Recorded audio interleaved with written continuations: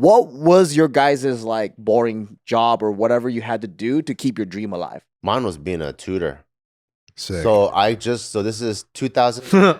Sorry, that's not funny. Why is that funny? Why, you don't think I could be a tutor? You think I Why'd could be you a tutor? laugh? You think I could be a tutor, dude? Yeah, punch him, Dude. You don't think I could be a tutor? No, mine was, so the circumstances where I graduated in 2009, right? This is like right when it was like the Great Recession or whatever, the big housing crash of 2008, 2009.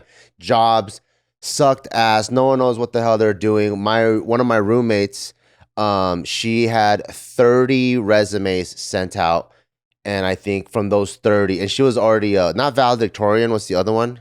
Magna cum laude or something. Magna cum laude. It's the second one, so it's pretty good. Like 3.7, 3.6 type shit. She got like 2 interviews, and they were like bottom of the barrel for her. So I'm like, okay, if you're fucking Magna or Summa, and I'm fucking nothing, then I'm Nothing. I'm like, nothing on my gown. I'm a Duma. yeah, I'm like, yeah, I'm a Duma, though, man. What the hell? I'm like, I don't know what we're. You're Magna, Suma, but the man. And my last year of college, I already fell in love with making content and YouTube and doing that with Joe. So I was already kind of checked out with like the traditional college corporate route. I'm like, fuck, what the hell am I gonna do, man? Like, I need to do something that that could pay the bills, but allows for time for me to write and shoot and edit and do whatever. And then I was like, you know what? Maybe the best bet is to be a tutor, because I knew that tutors get paid a pretty good amount. So I was lucky enough. I found this job in San Marino. It was $25 an hour to start. And I was like, okay, if I do 4 hours a day, 5 days a week, that's $500. 500 times 4, that's 2 G's. That's like bare minimum, could pay the bills. Then the rest of the day, I could work on skits, produce, write, whatever. And the scheduling helped out too, because tutoring doesn't start until school ends. So I had the whole morning to work. So it worked out really, really well. So I ended up going there. I'd go there from like 3 till like 7 or 8. And after that, then Joe would come over and we would write from like 8 or 9 to 11 every single day, Monday through Friday. Whatever scripts we wrote, we would film Saturday or Sunday, whether we were sick or not. And we did that for like a whole year. And then the YouTube channel was enough to kind of start subsidizing and paying for the rest. And I was able to quit. Did you ever think about going back to your Chinese homie who's a bodybuilder who was selling dildos? I didn't know what the hell happened with them. But like you thought about it for a second. Sure. You're like, I need that cash. For dude. sure, dude. That sex toy money. You're just like focusing all of your energy on like the future academics for this like young kid, and you're like, man, I wish I was selling a dildo. Yeah, because I'm like what's the lowest hours I can commit to make the most money? And I was making hella money with that, dude. $1,700 a week selling dildos? Yeah. That's sick. At the time, I would have been like, why am I in school again? So I could get a degree and get paid less than a dildo salesman? And come out of school owing for the degree. Yeah, that's a big one. That's Yeah. a sucky one. But that was cool. It helped me brush up on like my algebra, geometry, and algebra 2 skills again. When you were, because by that time that I knew you, you were fully committed and you're just like, this is just like a step, this is just a placeholder until JK makes it, right? But like, was there ever moments in your mind of doubt and feeling like, oh, but what if YouTube doesn't work? Am I going to be a tutor forever?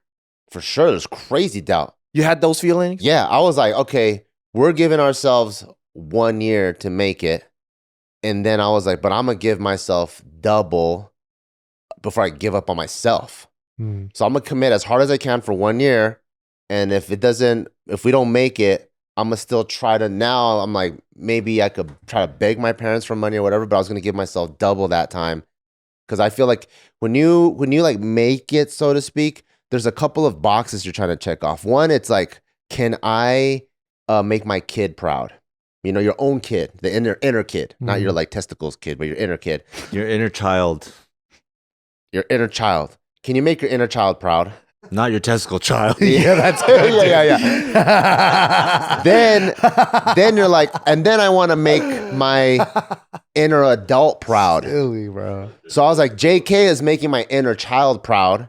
But if I commit 1 year and it doesn't work out, I need to fuck the inner child now, and I gotta be responsible to myself. Why you guys say that? Why I gotta say it like that? Why you gotta hear it like that? Why you hearing like What did you that? mean? That's hella true, man. Why you gotta hear it like that? No, they gotta hear it like that. But why you wanna fuck your inner child? Why you gotta say it like that? Because he said it like that. You heard it like that. What do you mean by that? Why'd you repeat it like that? You gotta go. Hey, go away, inner child. Kick him out. You gotta him kick of out the there. inner child. Wait, kick him out? What do you mean?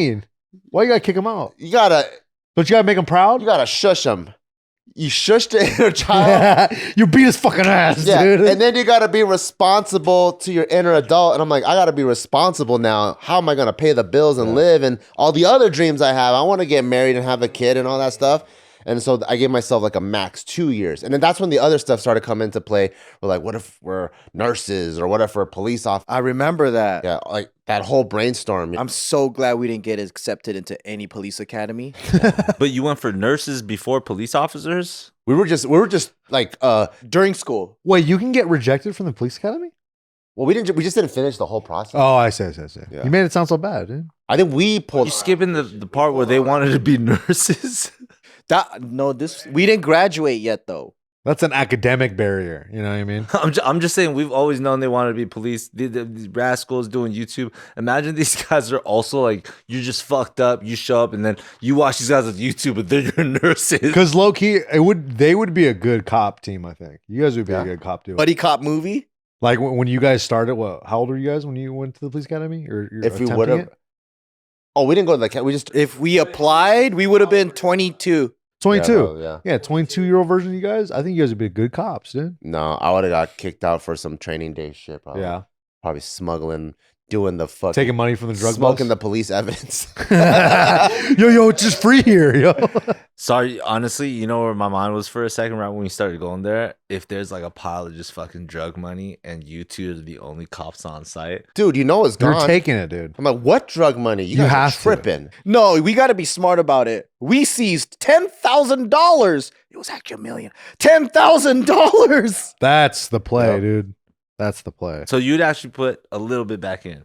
You have to. You have to make it a little bit realistic. But then you have to watch out because there might be an inside player. You know You what said you have to make it a little realistic. This guy went from $1 million to 10,000. I mean? No, we got to figure it out.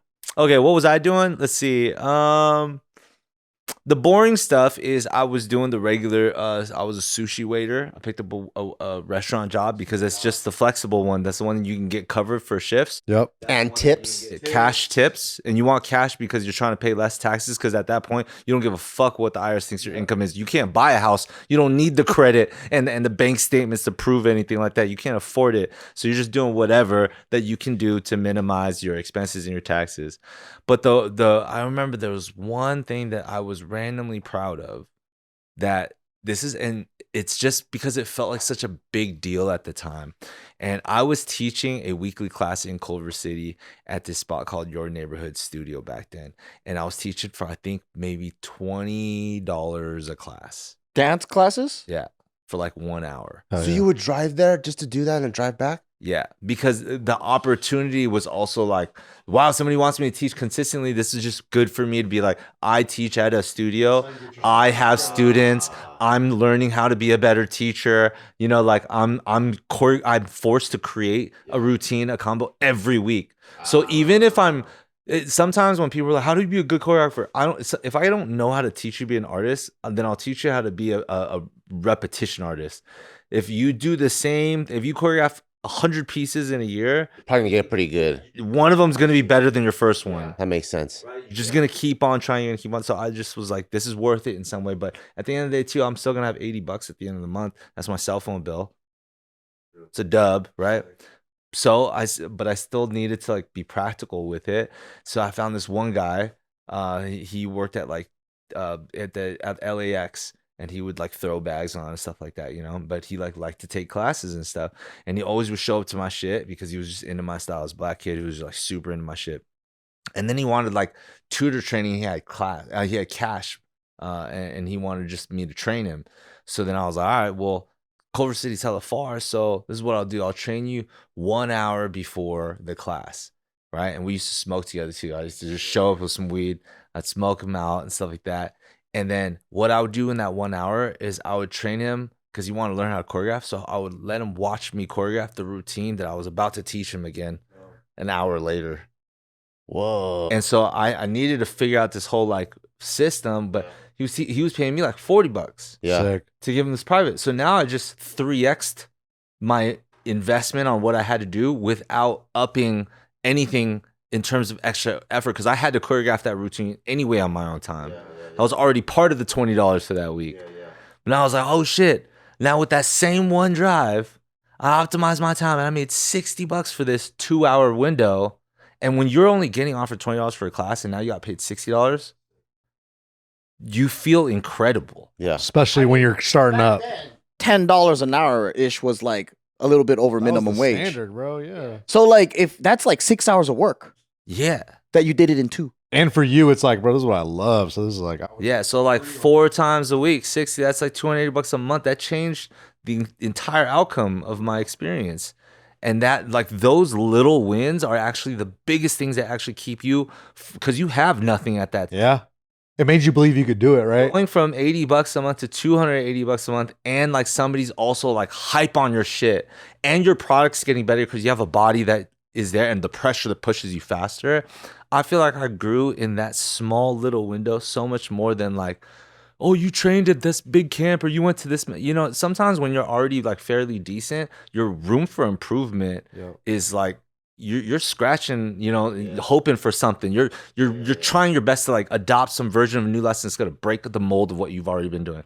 But when you're at nothing, fucking any little fucking, and the balloon's back in the air again, you know. And it's like that time I remember feeling so like limitless yet so limited, right? So that was your first taste of professional, like I'm getting paid for my passion.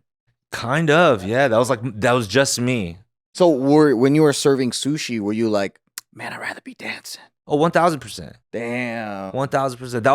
That was my mental rule for myself was that any dance thing that comes up, even if it's free, like go train this dance team in a parking structure, take the opportunity. If you're gonna run with this, run with it. The food thing can like that, you could do that. Just jump on any opportunity. Yeah, for real. What kept you going when you had doubt?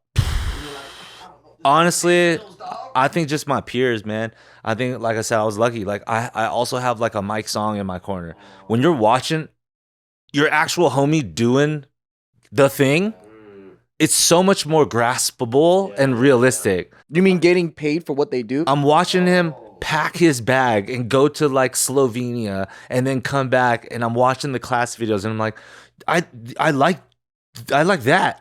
I would like to do that. Yeah, that's sick. So like, let me go make some more YouTube videos like you, and you want to be in my video? You know, like it's so graspable, and that's what I feel. There's no way I would ever be able to take credit for like personal success because you are so a product of your environment, your circumstances, the generation, the era, the technology afforded to you. Period. If you chose to take advantage of it, cool. Like that's all it is. But like we're a product of everything that we have available. That's it. That's so cool. Don't give up on your dreams, guys. Tell us in the comments below what the hell you working on. What is your grind right now? But if you don't have a Mike Song, then just give up, man. Just get a good money, man. Call Mike Song. I believe in you. Join our Patreon. I'll talk to you. Put Mike Song's number right here.